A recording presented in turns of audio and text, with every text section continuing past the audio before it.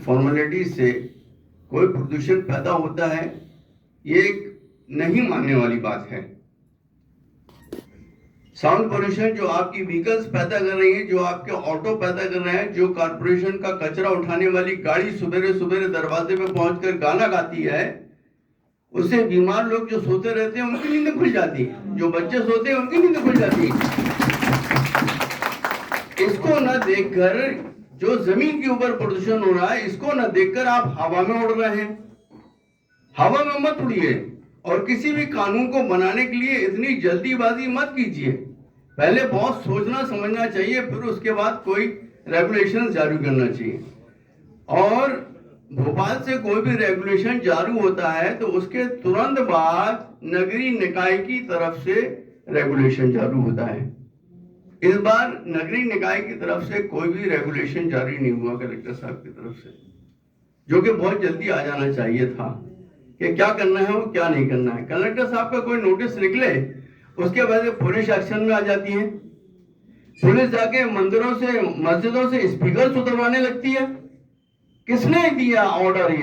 ये स्पीकर आप नीचे उतारो, ये ऑर्डर किसने दिया आपको? आप लॉ से हटकर काम कर रहे हैं, अपनी मनमानी कर रहे हैं। ये मनमानी हमें बर्दाश्त नहीं, और नहीं हम स्पीकर उतारने तैयार। स्पीकर नहीं उतरेंगे, न मस्जिदों से उतरे और न ही मंदिरों वालों से मैं गुजारिश करूंगा कि वो भी अपने स्पीकर उतारे नहीं। लगे हुए हैं, परंपरागत तौर पर लगे हुए हैं, उनको लगे रहने दें। रह गया जो नया कानून आया है डिसेबल डिसाइड करने का, डिसेबल कौन डिसाइड करेगा ये हमें बता दिया जाए।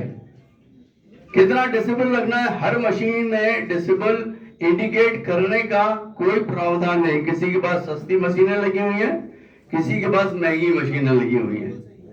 जिनके पास 1 लाख 2 लाख रुपए की मशीनें लगी हुई हैं, उनके पास आपको वो डिसेबल देखने मिल जाएगा कि मशीन डिसेबल शो कर रही है। बट जिनके पास सस्ती मशीनें लगी हुई हैं, वो डिसेबल शो नहीं करती। अब रह गया सवाल इस बात का कि परमिशन ली जाए और परमिशन लेकर फिर से हम लगवाएं, तो भाई ये तो एक तो जबरदस्ती की तानाशाही वाली बात है।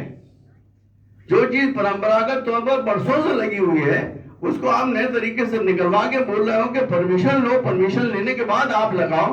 तो ये तो इबादत गाहों का मामला है। हमारे घर की शादी थोड़ी हो रही है जो हम आपसे परमिशन लें। हमारे घर में किसी का बर्थडे का आयोजन थोड़ी हो रहा है जो हम आपसे परमिशन लें। और डीजे बज रहा है, कोई लिमिट नहीं है डीजे बजने की। जो लोग हार्ट के पेशेंट्स हैं उनसे पूछिए आप कि उसकी जो डीजे की दमच होती है वो हार्ट तक पहुंचती है। एक आदमी की इसी डीजे की वजह से डेथ भी हो चुकी है ठक्कर ग्राम में।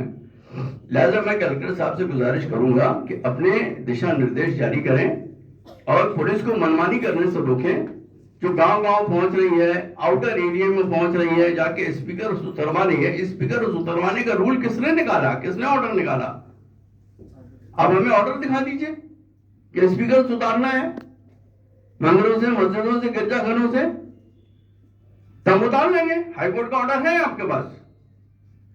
अगर ऑर्डर है तो हम बिल्कुल मानने के लिए तैयार, बिल्कुल हम स्पीकर उतार लेंगे।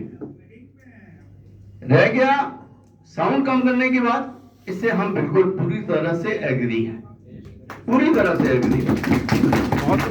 हम साउंड अपना कम कर लेंगे। बेशक हम इस बात को मानते हैं कि कुछ मस्जिद वाले बिल्कुल मनमानी तौर पर अजान देने नहीं खड़े होते, बल्कि गाना गाने खड़े हो जाते हैं। बहुत सही, बहुत सही। जो अजान आपकी 2 मिनट में हो सकती है, वो उस अजान को आप 5 मिनट 7 मिनट तक लागू करते हो।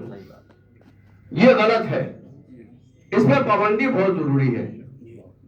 दूसरी बात, एक बात ये कहना चाहूंगा कि चाहे पूरब में हो, चाहे पश्चिम में हो, चाहे उत्तर हो, चाहे दक्षिण,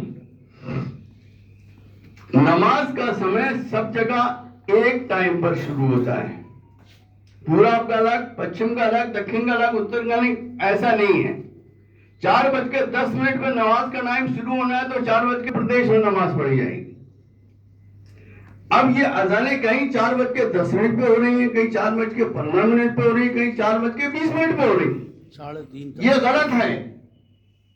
इसके ऊपर भी मस्जिद वालों को करना पड़ेगा कि 4:10 पे अगर अजान होना है तो 4:10 पे आपकी नमाज का टाइम है, उसी टाइम आप अजान पुकारिए और 2 मिनट में आपकी अजान हो जाना चाहिए। रह गया जुमे का खुतबा। जुमे का खुतबा भी माइक पर होता है, ठीक है। जुमे का खुतबा माइक पर होता है, उसमें बहुत से बहुत 10 मिनट लगते हैं।